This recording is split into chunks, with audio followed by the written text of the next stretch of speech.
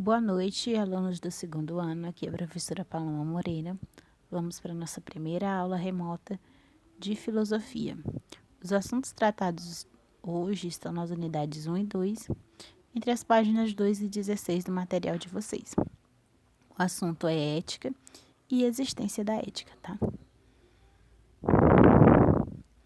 Aí estão algumas fotos de trechos da apostila de vocês, então vocês vão encontrar esses mesmos textos no material de vocês.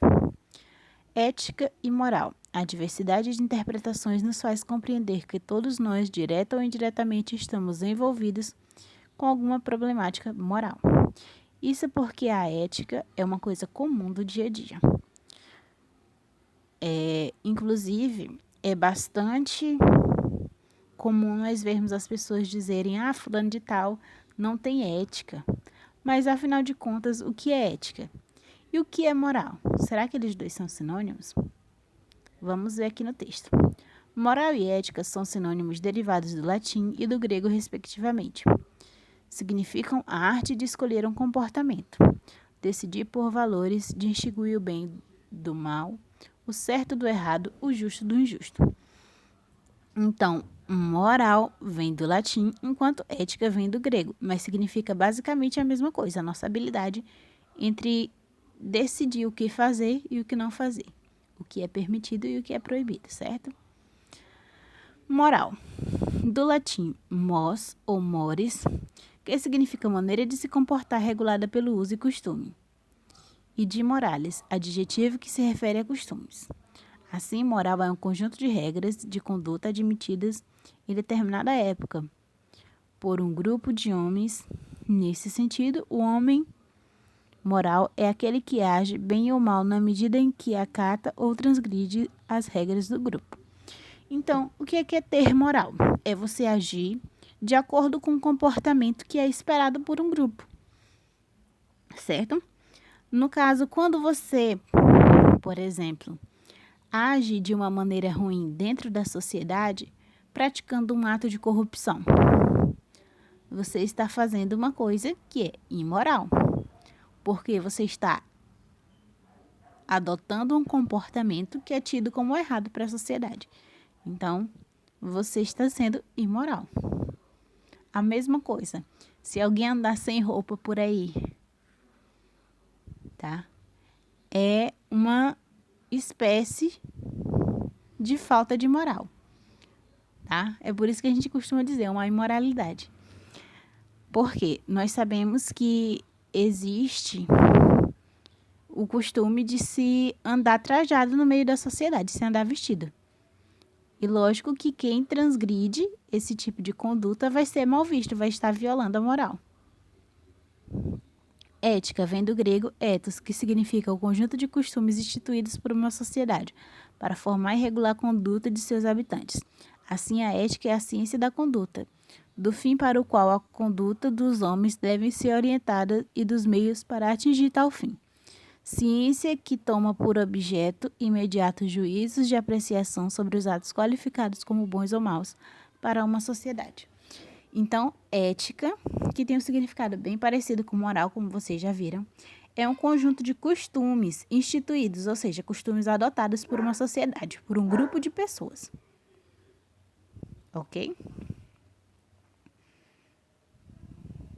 São valores éticos e morais, portanto, aqueles que determinada sociedade adota como bons e positivos para seus integrantes.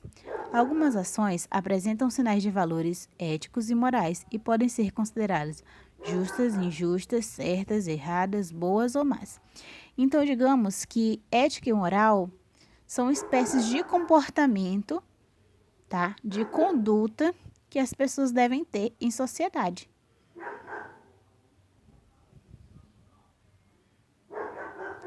Aí nós temos os constituintes do campo ético. São os fatores que fazem parte da ética, tá? Primeiro, racionalidade. O ser humano é o único capaz de saber e compreender o que está fazendo. Então, o primeiro constituinte do campo ético é a racionalidade. Um animal jamais poderá agir com ética, porque ele não tem raciocínio. Então, ele não tem como pensar naquilo que está fazendo. Se ele não pode pensar no que está fazendo, ele não pode pensar, lógico, não pode julgar se está agindo certo ou errado. Vontade é a capacidade para decidir entre as alternativas possíveis. Ou seja, sempre quando alguém vai agir, existem várias possibilidades para a pessoa tomar. Mas o que vai me fazer escolher entre uma possibilidade ou outra é a minha vontade. Se eu tiver determinada vontade, eu vou executar determinada atitude, tá? No caso, se alguém deixa uma carteira perto de mim, eu tenho duas decisões. Eu posso ficar com aquela carteira ou eu posso buscar devolver aquela carteira procurando o dono, tá? Então, a minha vontade é que vai me fazer decidir entre essas duas escolhas. Liberdade. Por meio da liberdade, o ser humano se reconhece e se revela como senhor do seu agir. Então, a ética, ela envolve liberdade. Olha só, nesse caso, eu tenho liberdade, no exemplo da carteira que eu citei, se eu vou devolver o dinheiro para a pessoa, a carteira para o dono, ou se eu vou ficar com ela. Eu vou ter que arcar com as consequências? Vou, mas ninguém vai me obrigar a devolver, certo? Mas se eu não devolver, eu tenho que arcar com as consequências. Então, eu tenho a liberdade de escolha. Responsabilidade. Livre para decidir e escolher, o ser humano se reconhece como senhor da sua ação.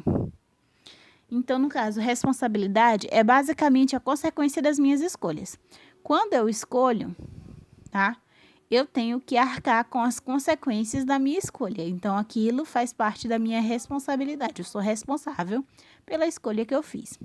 Relação entre meios e fins. Para a realização dos atos que praticamos, é necessária a opção por meios adequados. Então, eu tenho que verificar a relação entre meios e fins. Como assim? Eu tenho que saber que nem sempre os fins justificam os meios. Por exemplo, eu quero acabar com a violência no Brasil. Esse é o fim que eu quero atingir. Fim é o objetivo. O objetivo é acabar com a violência no Brasil. Digamos para esses fins, eu comecei a executar todos os ladrões. Esse meio que eu usei de atingir o fim, que é acabar com a violência, não é o meio adequado, porque em meio a esse grupo de pessoas eu posso estar cometendo uma injustiça. Pode ser que haja alguém que possa mudar a sua conduta. E nem todos os crimes eles são tão graves a ponto de ser punidos com a morte, tá? Então, nesse caso, o meu objetivo de atingir a violência, ele não vale a execução de todas as pessoas e de todos os criminosos. Tem que haver uma triagem aí, tá? Unidade 2, existência da ética. A presença da ética entre nós. Olha essa situação abaixo. A professora diz: escreva a expressão ética. Aí o aluno diz: como, professora? O giz foi roubado.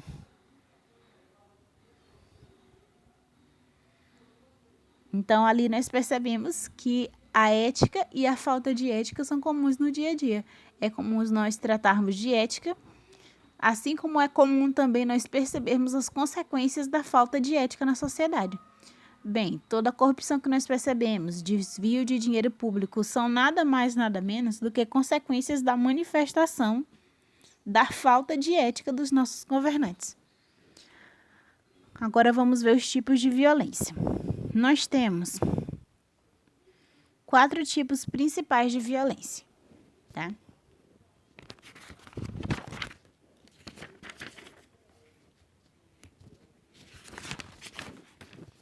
Basicamente, nós podemos dizer que a violência acontece quando alguém é privado de algum direito. Ou seja, quando alguma pessoa tem algum direito violado. Os tipos de violência são violência física. Toda pessoa tem direito de ter a sua saúde e integridade física preservada. Quando alguém agride o outro fisicamente, ele está retirando esse direito que a pessoa apresenta. Então, por isso que é o tipo de violência. Como eu expliquei para vocês, na violência sempre vai haver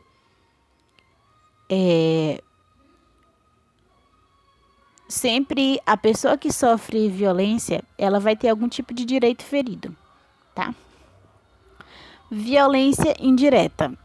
Ela ocorre quando não atingimos diretamente alguém, mas desencadeamos efeitos nocivos que afetarão outros indiretamente. Por exemplo, quando a gente joga um lixo na rua e várias pessoas fazem a mesma coisa, aquele lixo às vezes entope os bueiros e causa inundações em alguns bairros, em uma cidade.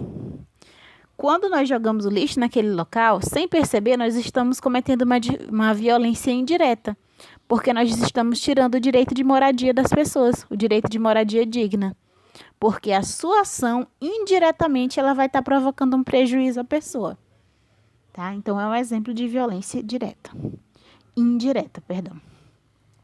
Violência passiva. Ela acontece quando você percebe que alguém está sofrendo alguma perda de direito e você não intervém. Isso é violência passiva. Você vê alguém sofrendo alguma agressão e não se importa. É chamada violência passiva. E por último, nós temos a violência branca. A violência branca, ela acontece quando nós percebemos pessoas no estado de pobreza. Aquelas pessoas ali, elas estão passando por violência branca. A violência branca, ela acontece quando você promove a desigualdade na sociedade. Aquelas pessoas que vão ser vítimas da desigualdade, elas vão estar sofrendo a violência que nós chamamos de branca. Depois nós temos também um tipo de violência que eu não coloquei no slide, mas está na apostila de vocês, que é a violência simbólica. Tá? A violência simbólica, ela acontece quando alguém sofre uma manipulação. Quando, por exemplo, as pessoas, elas fazem uma espécie de lavagem cerebral que muda o pensamento, muda a opinião das pessoas sem que elas se dê conta. Na Alemanha, por exemplo, durante a Segunda Guerra Mundial, Hitler, ele fez com que a sociedade alemã se voltasse contra os judeus. Aquilo foi uma espécie de violência simbólica, porque ele manipulou a mentalidade dos alemães para que eles fossem contra os judeus. Tá?